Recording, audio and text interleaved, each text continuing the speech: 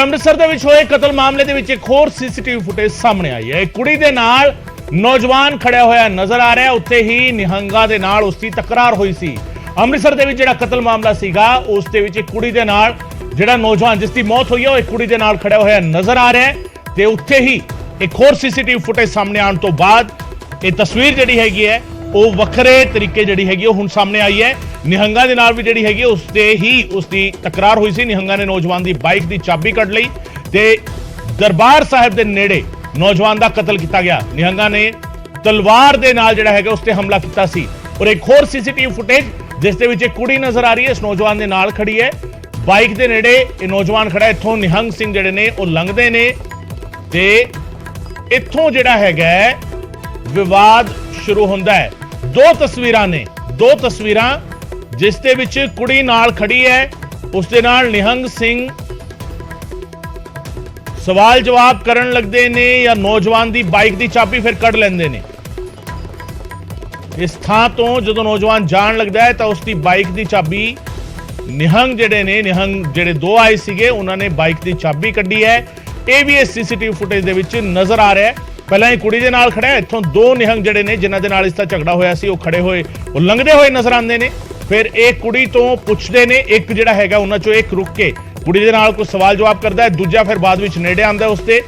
ਔਰ ਉਸ ਤੋਂ ਬਾਅਦ ਇਹ ਕੁਝ ਕਹਿਣ ਦੀ ਕੋਸ਼ਿਸ਼ ਕਰਦੇ ਨੇ ਔਰ ਨੌਜਵਾਨ ਜਦੋਂ ਜਾਣ ਲੱਗਦਾ ਹੈ ਤਾਂ ਉਸ ਦੀ ਬਾਈਕ ਦੀ ਚਾਬੀ ਕੱਢ ਲੈਂਦਾ ਇੱਕ ਨਿਹੰਗ। ਦੂਜਾ ਨਿਹੰਗ ਜਿਹੜਾ ਜਾ ਕੇ ਉਸ ਦੀ ਬਾਈਕ ਦੀ ਚਾਬੀ ਕੱਢ ਲੈਂਦਾ ਹੈ।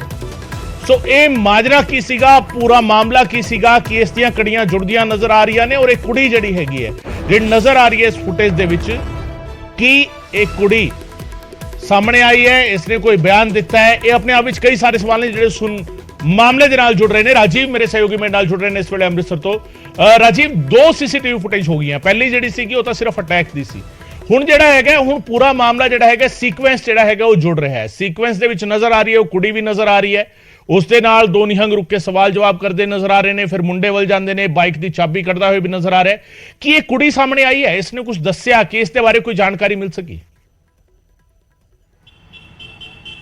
जी देखो गगन, सब तो पहला तो इस वीडियो बारे जो मैं दसना चाहना कि ये वीडियो उसकी मौत तो कुछ मिनट पहला की वीडियो जो ये लड़ाई शुरू होंगी है। क्योंकि सब तो पहला जो ये खबर सामने आई सी तो उस वे यही तत्थ सामने आया सी कि किसी लड़की नूं लैके झगड़ा होया। हालांकि बाद दे विच जो CCTV फुटेज दे विच देखा गया कि एक तीसरा जिहड़ा सिख नौजवान है वो उस लड़ाई झगड़े का हिस्सा बनता नज़र आया, जो कि उस होटल दे विच काम करता सी। तां कुल 3 नौजवान सी जिन्हां वल्लों मार कुटाई की गई और हरमनजीत जिस दी मौत हुई और उसके परिवार का यह कहना सी कि उन्हां दा बेटा जो है वो किसी तरह का कोई नशा नहीं करता। हालांकि उस तो बाद एक ये पहलू आया कि सिगरट के धुएं तो झगड़ा होया है। फिर जो दोपहर को पुलिस कमिश्नर प्रैस कॉन्फ्रेंस करते हैं तो वो कहते हैं कि किसी तंबाकू नुमा जिहड़ा नशा उसनूं लैके कोई जिहड़ी तकरार हुई सी। पर हुण सब तो अहम खुलासा जो न्यूज़ 18 ते असी जिहड़ी वीडियो लगातार दिखा रहे हैं जिस दे विच नज़र आ रहा कि हरमनजीत अपनी बाइक ते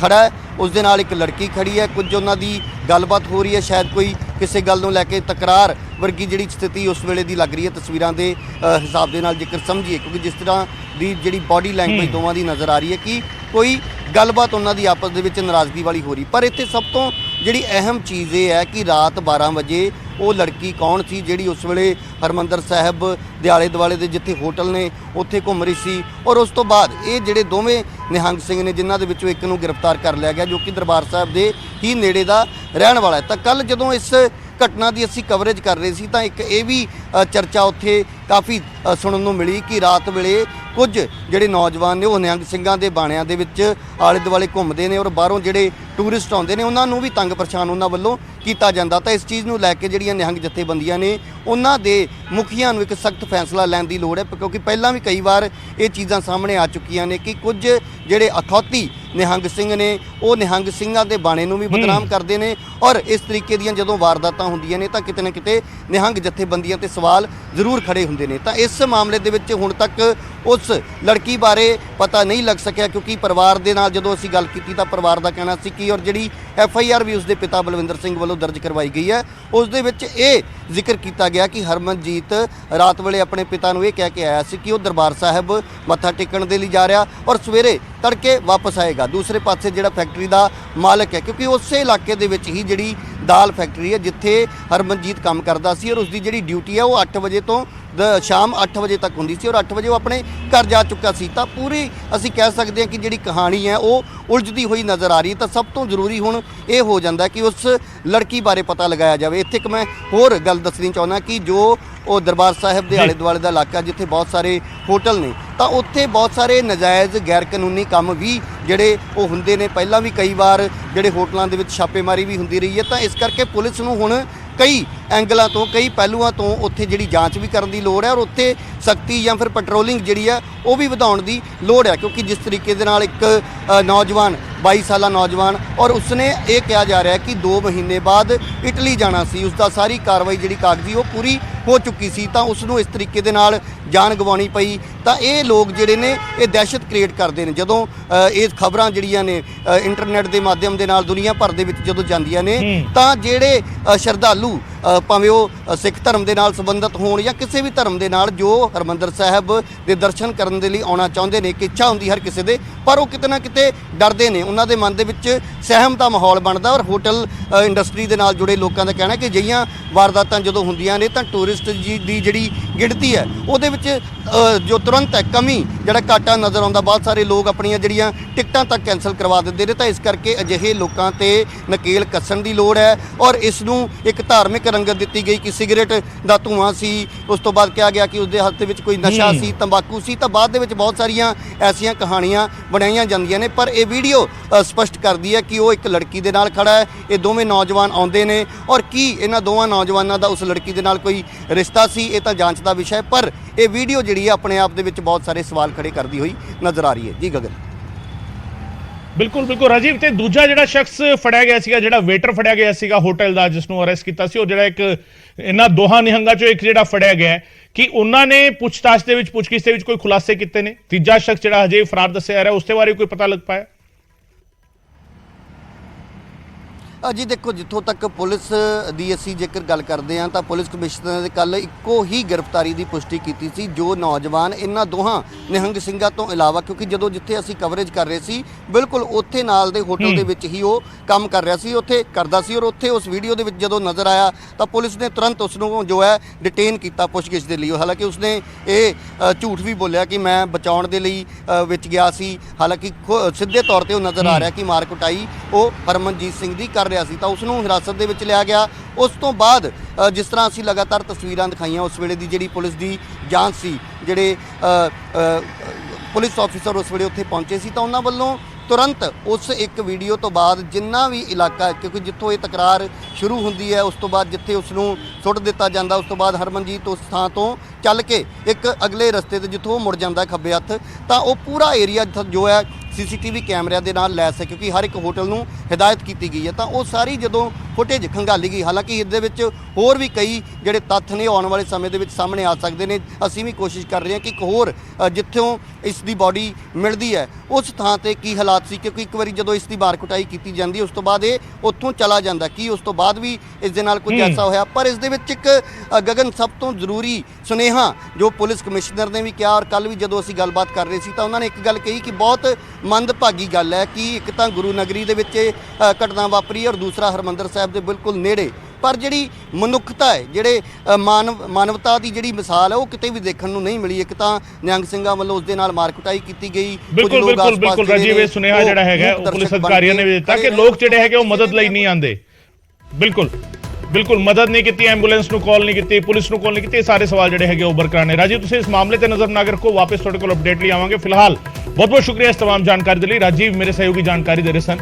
ਇੱਕ ਦੀ ਗ੍ਰਿਫਤਾਰੀ ਦੀ ਤਸਦੀਕ ਜਿਹੜੀ ਹੈਗੀ ਉਹ ਪੁਲਿਸ ਨੇ ਕੀਤੀ ਹੈ, ਪੁਲਿਸ ਅਧਿਕਾਰੀਆਂ ਨੇ ਕੀਤੀ ਹੈ, ਯਾਨੀ 2 ਗ੍ਰਿਫਤਾਰੀਆਂ ਹਜੇ ਨਹੀਂ ਹੋਈਆਂ। ਇੱਕ ਦੇ ਗ੍ਰਿਫਤਾਰ ਹੋਣ ਦੀ ਤਸਦੀਕ ਕੀਤੀ ਗਈ ਹੈ, ਉਸ ਦੇ ਨਾਲ ਪੁੱਛਗਿੱਛ ਜਾਰੀ ਹੈ। ਦੋਹੇ ਨਿਹੰਗ ਜਿਹੜੇ ਨੇ ਹਜੇ ਪੁਲਿਸ ਦੀ ਗ੍ਰਿਫਤ ਤੋਂ ਬਾਹਰ ਨੇ, ਉਹਨਾਂ ਦਾ ਫੜਿਆ ਜਾਣਾ ਹਜੇ ਬਾਕੀ ਹੈ ਔਰ ਫੜੇ ਜਾਣ ਤੋਂ ਬਾਅਦ ਇਹ ਖੁਲਾਸਾ ਹੋਵੇਗਾ ਕਿ ਉਹ ਇੱਥੇ ਕੀ ਕਰ ਰਹੇ ਸੀਗੇ। ਜੇਕਰ ਇਸ ਮੁੰਡੇ ਤੇ ਕੁੜੀ ਦੇ ਵਿਚਾਲੇ ਕੋਈ ਆਪਸੀ ਤਕਰਾਰ ਹੋਈ ਜਾਂ ਕੋਈ ਗੱਲਬਾਤ ਸੀਗੀ ਤਾਂ ਨਿਹੰਗ ਦੇ ਬਾਣੇ ਦੇ ਵਿੱਚ ਜਿਹੜੇ ਦੋ ਨੌਜਵਾਨ ਨਜ਼ਰ ਆ ਰਹੇ ਨੇ, ਕਿਉਂਕਿ ਹੁਣ ਅਸੀਂ ਇਹ ਸ਼ਬਦਾਵਲੀ ਵੀ ਇਸ ਕਰਕੇ ਵਰਤ ਰਹੇ ਹਾਂ ਜਿਸ ਤਰੀਕੇ ਰਾਜੀਵ ਕਹਿ ਰਹੇ ਸੀਗੇ ਕਿ ਇਸ ਤਰ੍ਹਾਂ ਦੀਆਂ ਸ਼ਿਕਾਇਤਾਂ ਵੀ ਆਈਆਂ ਨੇ ਕਿ ਕੁਝ ਨੌਜਵਾਨ ਜਿਹੜੇ ਹੈਗੇ ਨਿਹੰਗਾਂ ਦਾ ਬਾਣਾ ਪਾ ਕੇ ਔਰ ਇਸ ਤਰੀਕੇ ਦੀਆਂ ਹਰਕਤਾਂ ਕਰਦੇ ਨੇ, ਟੂਰਿਸਟ ਜਿਹੜੇ ਆਉਂਦੇ ਨੇ ਉਹਨਾਂ ਨੂੰ ਵੀ ਪਰੇਸ਼ਾਨ ਕਰਦੇ ਨੇ। ਸੋ ਇਹ ਵੀ ਨਹੀਂ ਕਿਹਾ ਜਾ ਸਕਦਾ ਕਿ ਅਸਲ ਦੇ ਵਿੱਚ ਨਿਹੰਗ ਸਿੰਘ ਹੈਗੇ ਵੀ ਜਾਂ ਨਹੀਂ, ਸਿਰਫ ਬਾਣਾ ਪਾ ਕੇ ਇਸ ਤਰੀਕੇ ਦੀ ਦਿੱਖ ਬਣਾ ਕੇ ਲੋਕਾਂ ਨੂੰ ਪਰੇਸ਼ਾਨ ਕਰਨ ਲਈ ਤਾਂ ਸੜਕ ਤੇ ਨਹੀਂ ਸੀ ਘੁੰਮ ਰਹੇ। ਇਹ ਵੀ ਸਵਾਲ ਜਿਹੜਾ ਹੈਗਾ ਉਹ ਵੀ ਆਪਣੇ ਆਪ ਵਿੱਚ ਹੁਣ ਇਸ ਮਾਮਲੇ ਦੇ ਨਾਲ ਜੁੜ ਕੇ ਉੱਠ ਰਿਹਾ ਹੈ।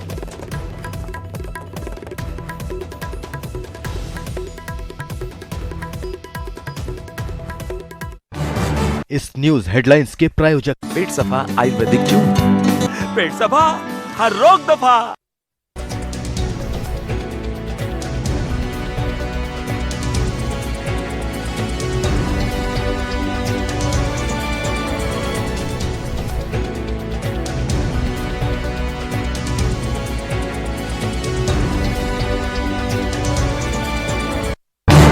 इस न्यूज हेडलाइंस के प्रायोजक पेट सफा आयुर्वेदिक चूर्ण, पेट सफा हर रोग दफा। ਗੋਆ ਦੇ ਜਿਸ ਕਲੱਬ ਦੇ ਵਿੱਚ ਸੋਨਾਲੀ ਫੋਗਾਟ ਨੂੰ ਡਰੱਗ ਦਿੱਤੀ ਗਈ ਸੀ ਉਸ ਕਰਲੀਜ਼ ਕਲੱਬ ਤੇ ਹੁਣ ਹਥੋੜਾ ਚੱਲਿਆ। ਜੀ ਹਾਂ, ਨਜਾਇਜ਼ ਕਬਜ਼ੇ ਨੂੰ ਇੱਥੇ ਹਟਾਇਆ ਜਾ ਰਿਹਾ ਹੈ। ਜਿਸ ਕਲੱਬ ਦੇ ਵਿੱਚ ਸੋਨਾਲੀ ਫੋਗਾਟ ਨੂੰ ਡਰੱਗਸ ਦਿੱਤੀ ਗਈ ਸੀ ਉਸ ਕਰਲੀਜ਼ ਕਲੱਬ ਤੇ ਪ੍ਰਸ਼ਾਸਨ ਨੇ ਆਪਣਾ ਹਥੋੜਾ ਚਲਾਇਆ ਤੇ ਉਸ ਕਲੱਬ ਤੇ ਜਿਹੜਾ ਹੈਗਾ ਇਹ ਕਾਰਵਾਈ ਜਿਹੜੀ ਹੈਗੀ ਉਹ ਕੀਤੀ ਗਈ ਹੈ। ਨਜਾਇਜ਼ ਕਬਜ਼ਾ ਜਿਹੜਾ ਹੈਗਾ ਉਹ ਹਟਾਇਆ ਗਿਆ ਹੈ। ਨਜਾਇਜ਼ ਤਰੀਕੇ ਨਾਲ ਬਣਾਈ ਗਈ ਸ਼ੈੱਡ ਹਟਾਈ ਜਾ ਰਹੀ ਹੈ। ਸੋਨਾਲੀ ਫੋਗਾਟ ਦੀ ਮੌਤ ਤੋਂ ਬਾਅਦ ਚਰਚਾ ਦੇ ਵਿੱਚ ਇਹ ਕਲੱਬ ਆਇਆ ਸੀ। ਦੱਸਦੀਏ ਕਿ Goa coastal zone management authority ਨੇ ਸਾਲ 2016 ਦੇ ਵਿੱਚ ਕਲੱਬ ਦਾ ਸ਼ੈੱਡ ਵਾਲਾ ਹਿੱਸਾ ਢਾਣ ਦੇ ਹੁਕਮ ਦਿੱਤੇ ਸਨ, ਜਿਸ ਨੂੰ ਕਰਲੀਜ਼ ਕਲੱਬ ਨੇ ਐਨਜੀਟੀ ਸਾਹਮਣੇ ਚੁਣੌਤੀ ਦਿੱਤੀ ਤੇ ਹੁਣ 6 ਸਤੰਬਰ ਨੂੰ ਐਨਜੀਟੀ ਨੇ GCZMA ਦੇ ਹੁਕਮ ਨੂੰ ਬਰਕਰਾਰ ਰੱਖਿਆ ਸੀ ਔਰ ਉਸ ਤੋਂ ਬਾਅਦ ਇਹ ਕਾਰਵਾਈ ਜਿਹੜੀ ਹੈਗੀ ਹੈ ਕੀਤੀ ਜਾ ਰਹੀ ਹੈ ਇਸ ਪੂਰੇ ਮਾਮਲੇ ਦੇ ਵਿੱਚ।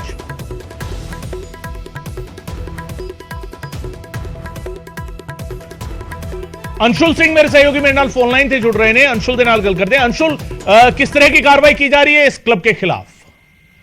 हाँ, तो ये जो कार्रवाई है ये कार्रवाई काफी दिनों से पेंडिंग थी। जैसा आपने सही बताया दर्शकों को कि 2016 में ये ऑर्डर आया था जिसमें ये कहा गया था कि जो इलीगल एरिया में कंस्ट्रक्शन है उसको हटाना चाहिए। तो उसके बाद काफी जगह ये आगे प्ली चैलेंज की गई। जो कर्ली क्लब के ओनर है उनके द्वारा ये प्ली पहले हाई कोर्ट में चैलेंज की गई, सुप्रीम कोर्ट में चैलेंज की गई, उसके बाद फाइनली एनजीटी में पहुंचते हैं, जहां एनजीटी में कल इनके प्ली को रिजेक्ट कर दिया जाता है। जिसके बाद हमने देखा कि आज सुबह करीब 7 साढ़े 7 बजे से वहाँ टीम पहुंच जाती है और डिमोलिशन स्टार्ट हो जाता है। तो इस पर काफी सवाल उठाए जा रहे हैं कि जिस तेजी से ये काम हुआ है, जिस तेजी से ऑर्डर को इम्प्लीमेंट किया गया है वो काफी ज्यादा सवालों के घेरे में है। लेकिन ये देखना काफी दिलचस्प है कि क्योंकि जो गोवा एडमिनिस्ट्रेशन है, गोवा पुलिस है, वो काफी ज्यादा बैकफुट पे थी जब से सोनाली फोगाट का ड्रग ओवरडोज केस आया और कर्लीज रेस्टोरेंट में ही आया, कर्लीज बार में ही आया। जो कर्लीज बार काफी इनफेमस है, काफी ज्यादा बदनाम है ऐसी चीजों के लिए, ड्रग पेडलिंग के लिए और ड्रग कंजप्शन के लिए। क्योंकि ये तीसरा केस था जिसमें डायरेक्ट कर्लीज का नाम आया था। पहले केस 2008 में हुआ था जिसमें ड्रग ओवरडोज से एक टूरिस्ट की मौत हुई थी, उसमें पहले कर्लीज का नाम आया था। फिर 2017 में दोबारा एक नाम आया था और फिर अब आज का ड्रग ओवरडोज केस दोबारा नाम आता है। तो जहाँ पे गोवा एडमिनिस्ट्रेशन और गोवा पुलिस काफी तेजी से कार्रवाई करने की कोशिश कर रही थी, तो काफी ज्यादा बैकफुट पे थी और काफी ज्यादा बदनामी उनको देखनी पड़ी थी, सहनी पड़ी थी। तो इसके लिए ही उन्होंने आज सुबह जैसे ही ये ऑर्डर उनके पास आया, अगले दिन हम देखते हैं कि ये कार्रवाई शुरू हो गई है। और अभी तो बस इलीगल एरिया हटाया गया है, लेकिन दूसरी तरफ मैं आपको ये भी बता दूं कि गोवा पुलिस और गोवा एडमिनिस्ट्रेशन इसका परमानेंट लाइसेंस कैंसिल करने की प्रक्रिया भी स्टार्ट कर दी है। और अगले कुछ दिनों में ये पूरे शैक का और जो रेस्टोरेंट बार है इन सब का लाइसेंस कैंसिल हो जाएगा, ये भी हमें सूत्रों ने बताया है। तो कर्लीज के लिए मुश्किलें अभी काफी ज्यादा और बढ़ती हुई और पिछले 8-10 सालों में जितना इन्होंने नाम कमाए, क्योंकि टूरिस्ट में काफी फेमस हुआ करता था, क्योंकि साउथ अंजना बीच के बिल्कुल किनारे पर था ये और काफी तो देखा जाता था सनसेट एंजॉय करने के लिए काफी सारे टूरिस्ट वहाँ हर साल सीजन के दौरान पहुंचा करते थे। तो ये काफी ज्यादा मुश्किलें बढ़ती हुई दिख रही हैं कर्लीज रेस्टोरेंट की और अगले कुछ दिनों में इसका फाइनली लाइसेंस भी कैंसिल हो जाएगा, जिसके बाद ये परमानेंटली बंद होता हुआ दिख सकता है। बहुत बहुत शुक्रिया अंशुल इस तमाम जानकारी के लिए। अंशुल सिंह मेरे सहयोगी जानकारी दे रहे सन। 3-4 अहम गल्लां ने ਜਿਹੜੀ ਅਸੀਂ ਆਪਣੇ ਦਰਸ਼ਕਾਂ ਨੂੰ ਦੱਸਣਾ ਚਾਹ ਰਹੇ ਹਾਂ। ਇੱਕ ਤਾਂ ਇਹ ਕਿ ਕਰਲੀਜ਼ ਕਲੱਬ ਤੇ ਜਿਹੜਾ ਹੈਗਾ ਨਜਾਇਜ਼ ਉਸਾਰੀ ਦੇ ਮਾਮਲੇ ਨੂੰ ਲੈ ਕੇ ਕਾਰਵਾਈ ਸ਼ੁਰੂ ਹੋ ਚੁੱਕੀ ਹੈ। ਉਹ ਤੁਸੀਂ ਤਸਵੀਰਾਂ ਦੇ ਵਿੱਚ ਵੀ ਦੇਖ ਰਹੇ ਹੋ। ਸ਼ਿਕੰਜਾ ਜਿਹੜਾ ਹੈਗਾ ਉਹ ਕੱਸਿਆ ਜਾ ਰਿਹਾ, ਪੰਜਾ ਜਿਹੜਾ ਹੈਗਾ ਉਹ ਆਪਣਾ ਕੰਮ ਕਰ ਰਿਹਾ ਹੈ। ਪੰਤੋੜ ਜਿਹੜੀ ਹੈਗੀ ਉਹ ਸ਼ੁਰੂ ਹੋ ਚੁੱਕੀ ਹੈ, ਜਿਹੜਾ ਨਜਾਇਜ਼ ਉਸਾਰੀ ਕੀਤੀ ਗਈ ਸੀ। ਦੂਜੀ ਗੱਲ ਇਹ ਕਿ ਸੋਨਾਲੀ ਫੋਗਾਟ ਦਾ ਮਾਮਲਾ ਇਸ ਕਲੱਬ ਦੇ ਵਿੱਚ ਅਜਿਹਾ ਪਹਿਲਾ ਮਾਮਲਾ ਨਹੀਂ ਸੀ। ਇਸ ਤੋਂ ਪਹਿਲਾਂ 2008 ਦੇ ਵਿੱਚ ਔਰ 2017 ਦੇ ਵਿੱਚ ਜਿਹੜਾ ਅੰਸ਼ੁਲ ਦੱਸ ਰਹੇ ਸੀਗੇ, ਇਸੇ ਤਰੀਕੇ ਡਰੱਗ ਦਾ ਮਾਮਲਾ ਸਾਹਮਣੇ ਆਇਆ ਸੀ, ਜਿੱਥੇ ਟੂਰਿਸਟ ਦੀ ਮੌਤ ਹੋਈ ਸੀਗੀ ਔਰ ਉਹ ਵੀ ਉਸ ਦੇ ਵਿੱਚ ਵੀ ਕਰਲੀਜ਼ ਕਲੱਬ ਹਾਈਲਾਈਟ ਹੋਇਆ ਸੀਗਾ। ਸੋ ਇਸ ਕਰਕੇ ਵੀ ਕਿਤੇ ਨਾ ਕਿਤੇ ਇੱਕ ਸਵਾਲੀਆ ਨਿਸ਼ਾਨ ਇਸ ਕਲੱਬ ਦੀ ਐਕਟੀਵਿਟੀਜ਼ ਨੂੰ ਲੈ ਕੇ ਸੀ। ਔਰ ਤੀਜੀ ਔਰ ਸਭ ਤੋਂ ਅਹਿਮ ਗੱਲ ਕਿ ਹੁਣ ਜਿਹੜਾ ਹੈਗਾ ਇਸ ਕਲੱਬ ਦਾ ਲਾਇਸੈਂਸ ਜਿਹੜਾ ਹੈਗਾ ਉਹ ਪਰਮਾਨੈਂਟਲੀ ਰੱਦ ਕਰਨ ਦੀ ਤਿਆਰੀ ਕਰ ਰਿਹਾ ਗੋਆ ਪ੍ਰਸ਼ਾਸਨ। ਪਰਮਾਨੈਂਟ ਰੱਦ ਕਰ ਦਿੱਤਾ ਜਾਵੇਗਾ ਇਹ ਲਾਇਸੈਂਸ, ਯਾਨੀ ਇਹ ਕਲੱਬ ਜਿਹੜਾ ਹੈਗਾ ਉਹ ਆਉਣ ਵਾਲੇ ਦਿਨਾਂ ਦੇ ਵਿੱਚ ਬੰਦ ਹੋ ਸਕਦਾ ਹੈ। ਸੂਤਰਾਂ ਦੇ ਹਵਾਲੇ ਤੋਂ ਇਹ ਜਾਣਕਾਰੀ ਮਿਲ ਰਹੀ ਹੈ, ਪਰ ਪ੍ਰਸ਼ਾਸਨ ਨੇ ਇਹ ਤਿਆਰੀ ਜਿਹੜੀ ਹੈਗੀ ਹੈ ਉਹ ਸ਼ੁਰੂ ਕਰ ਦਿੱਤੀ ਹੈ।